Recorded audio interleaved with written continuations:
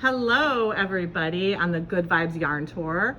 We are here in the Knitted Wit studio with Lorajean Kelly, proprietress of Knitted Wit, and she's going to show us how a cone becomes a skein. Hi, and it's going to be narrated by Shannon Squire. That's behind the camera. That's who is behind the camera. So we're not really sure what y'all are expecting, but we were inspired by Michael Scott from The Office making a video about the paper airplane and how paper gets to you. So that's our inspiration, which I feel like tells a little bit about us and how silly we are. What the corporate culture is like here. So typically we get our yarn in skeins already made, but because pandemic, my supplier had a lot of extra cones, so here I am winding off the yarn, and once it's wound off, I'll show you where we take it next. Okay, I'm not going to turn on the machine because that's a lot, so come with me. So after it's wound off, we tie it off. We add some cotton ties so that when it's soaking, we can grab it easily without it getting tangled. And then all of our yarn ends up over here in storage, waiting to get pulled for orders. We have lots of different types of yarn.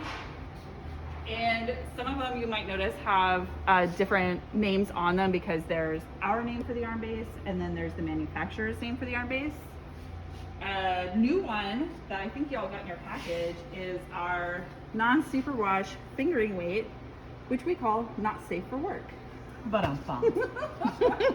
Okay, so after we pull the yarn for the order, we'll grab our pans. This is what we use for when we're doing variegated. Our pots are on the other side.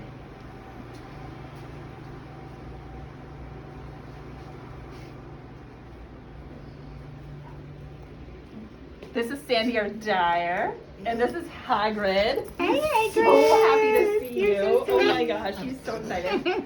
So yarn comes in here and is soaking in water. We have our citric acid here. This is used to set this color. Hot water for when we're mixing dye. And then all of our dye over here that we use for either doing variegated or solids. Look at all that dye. And again, we have our in-house names for things, but then also what the brand uses. So there's a lot of double knowledge that's required. So, Sandy, how convenient. So citric acid is added to the pan, and then the yarn is added, and then we'll mix dye on top, or, oh sorry, are you doing cotton candy? Not edible cotton candy, y'all. No, yarn cotton candy. Okay, so after the yarn's in the pan, put the dye on it, and then come with me.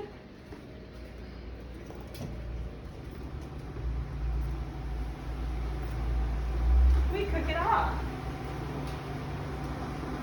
So this is pixie pied with Bad Santa. What do we cook in? Ooh, nettle wing. Oh no, wait, JK. I think this is Bad Santa.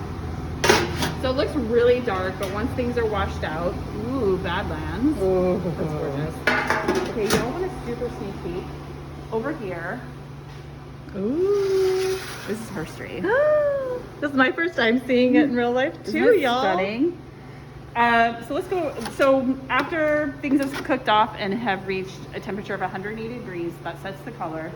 It goes on here, cools off for a little bit, and then we'll come over here and wash it out.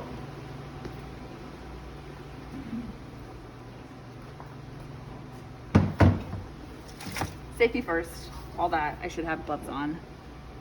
Mostly because the edges of the pans are sharp and I'm a klutz. Oh, yep.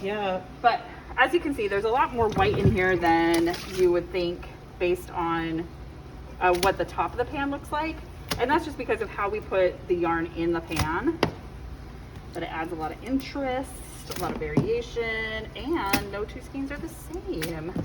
Okay, so once it's rinsed out and washes clear, we use cold water. Water runs clear. Throw it in the washing machine.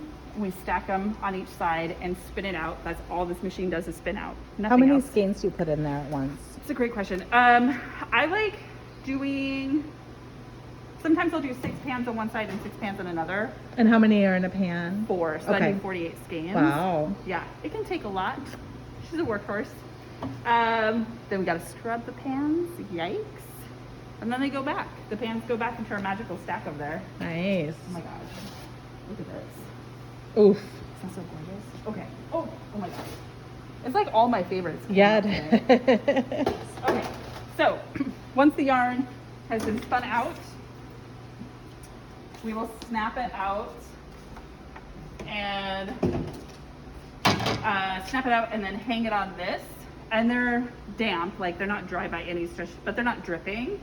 They'll get hung up on here. Once the cart is full, we'll take it to the dry room. So let's go. Ooh, Oh my exciting. gosh, it's like we're Mr. Rogers. I know, this is So wonderful. exciting. I'm loving this tour myself.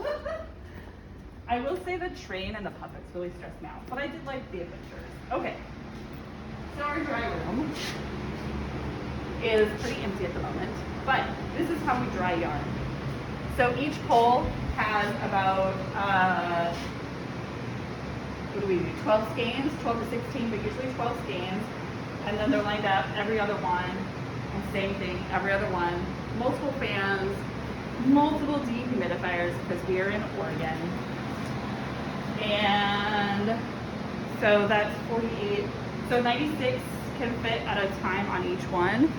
And typically, we're turning everything over quick enough that this is more than enough space. Okay, so once it's dry, we get a lot of walking in. Come with me. And none of this happens this quickly. No. Oh my goodness, no.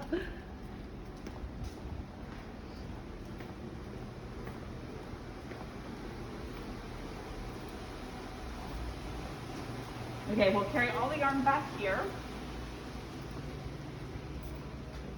And it'll get hung up on this rack. And typically it's brought back by, you know, a pull at a time or the order, kind of depends on who's doing what. And then those cotton ties that we put on originally that help us stay organized, those will get cut off. And then we twist the yarn.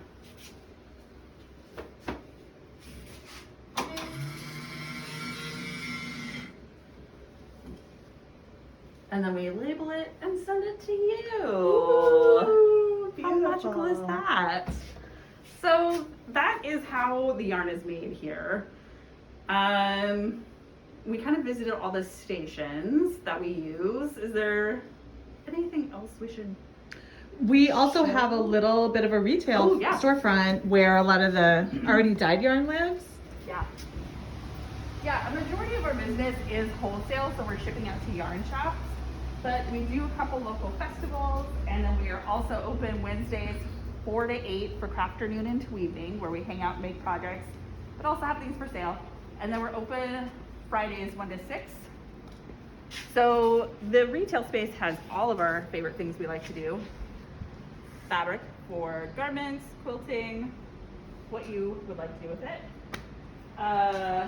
We also have embroidery kits, obviously yarn, and then also Lots weaving. and lots of yarn. Yeah. And we love weaving, yes. Yeah.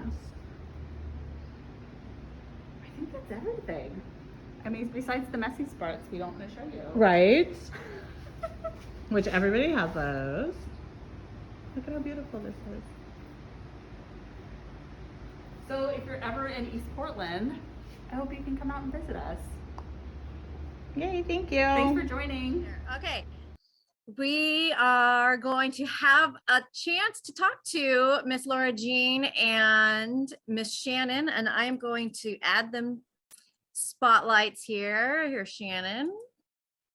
All right. And then let's see, let's spotlight myself. Hey, ladies. Hi. How's it going?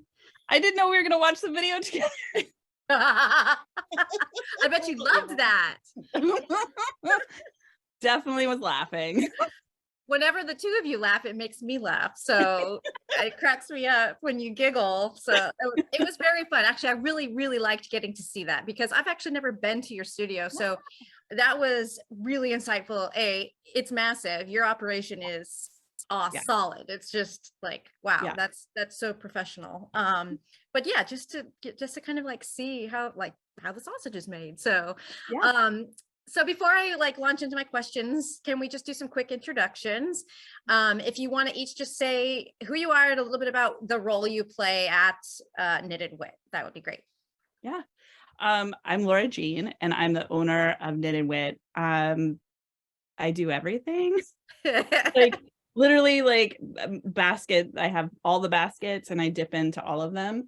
Pandemic has definitely shifted what I do. So I am back to doing everything. The only thing I do a little of is the actual dyeing, funny enough. Sandy is my main dyer. But she had a hysterectomy this year and I had to dye for 3 months and y'all. Getting back to your roots.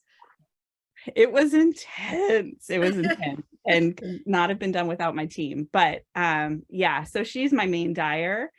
And otherwise, yeah, everything you saw me do, I do all of that. So that's what I do. Miss Shannon? I first want to say how very proud we were to get that video in one shot. Our practice video, and we were like, we did it. We're done. So that felt really good.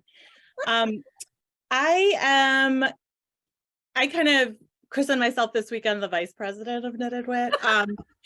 I help out with kind of business planning and brainstorming and stuff like that. That's the thing that I think is the most fun. Just Lorajean and I really have a great relationship and I'm really familiar with her business. And then I handle all of the wholesale, most of the wholesale and dealing with reps and talking to shops and stuff and doing wholesale and retail newsletters and some social media posts and things like that. So kind of whatever falls off of Lorajean's tree, I kind of harvest and I don't know, I can't carry that metaphor any farther. I love that actually. I think probably Julia can relate to that. Yeah. She's my admin queen because writing is a big old struggle for me. So she is able to capture my voice very well. We're 20s in a very strange way. So. Yeah. Well, you share a birthday, right? Yeah. Yes. So maybe not in such a strange way. Right. Yeah. So Lorajean, you've been dyeing since 2007 as Knitted Wit, which in the age of indie hand dyers, you're like a grandma. So can you tell us about how you got into dyeing and what made you want to turn it into a business? Yeah. So funny enough, I just hung out with Helen who on Friday, and she's the one who I started dyeing with. And we met at a spinning class, and it was the time of, so it was January, February 2007. So right before Ravelry went into beta mode, Twitter, I think, was just coming on because Shannon was opening up Twisted. And I remember stalking Twitter to get updates. I was so thirsty for any information. So it was kind of like this blooming of the internet and trying to get my hands on hand-dyed wool. I could not. And so me and Helen were like, well, we can just dye it. It's fine. And I think a lot of indie dyers start that way. But I also had a deep desire to run a business. And before I opened Knitted Wit, me and my husband had looked at buying a restaurant. There's a yarn shop for sale at the coast. And so going through that practice of due diligence of, is this profitable? How does the profit work? And that just really appealed to me. So it was kind of mixing both those passions. I love making in just about every form and running a business. I like using my brain that way.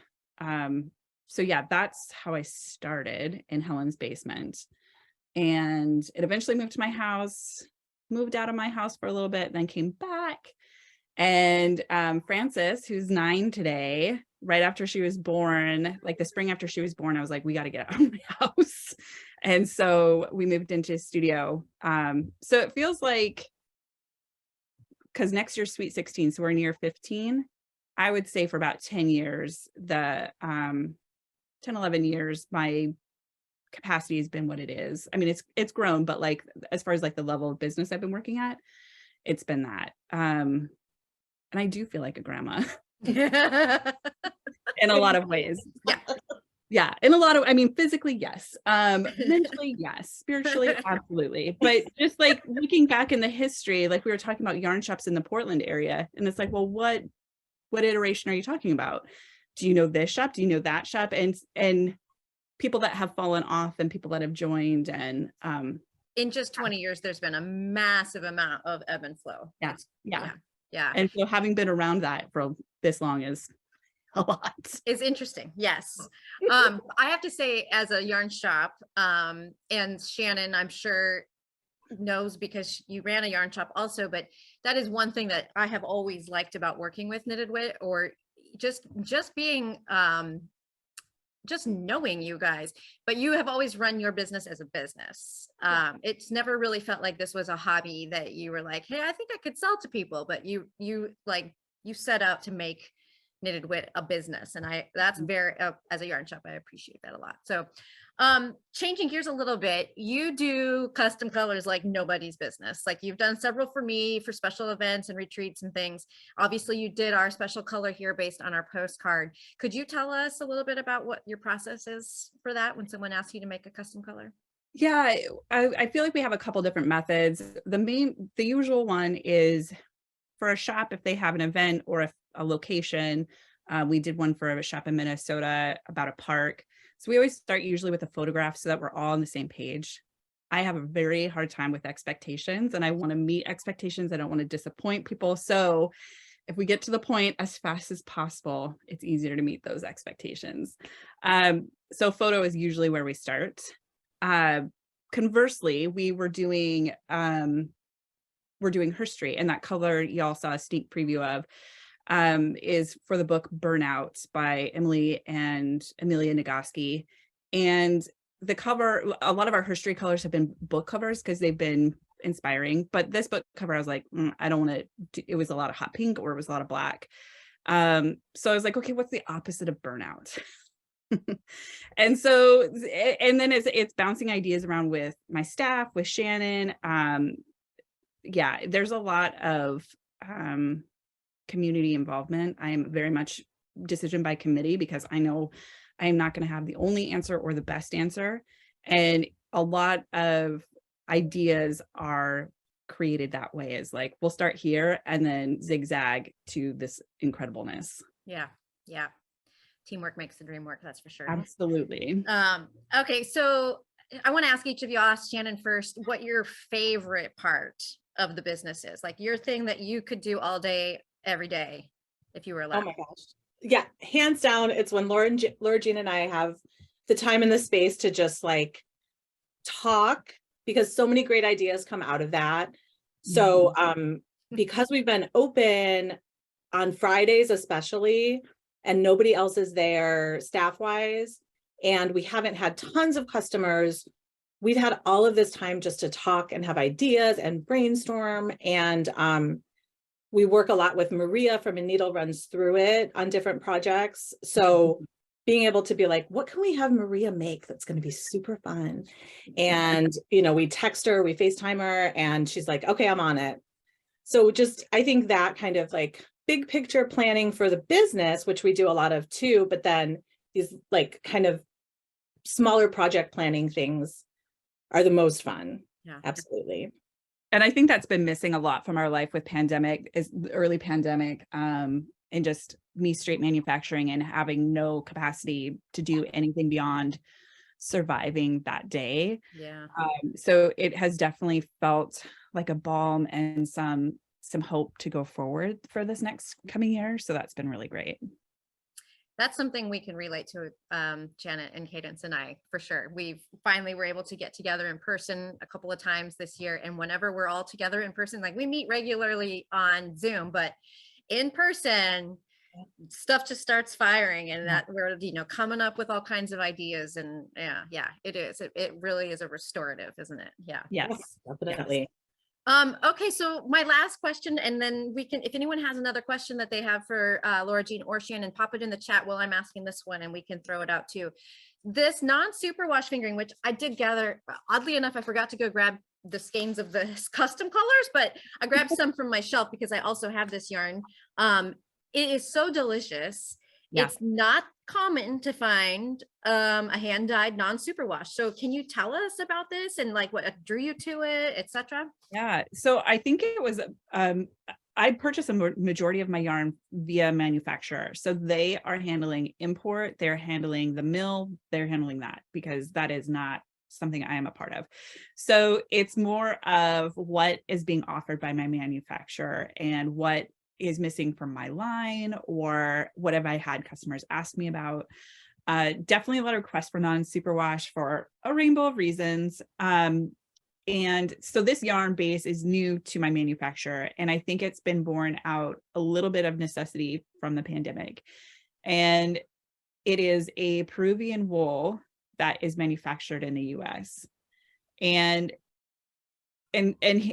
historically, I've had a lot of yarn bases that are sheep to skein in the US, but there's been roadblocks for, again, A lot of reasons.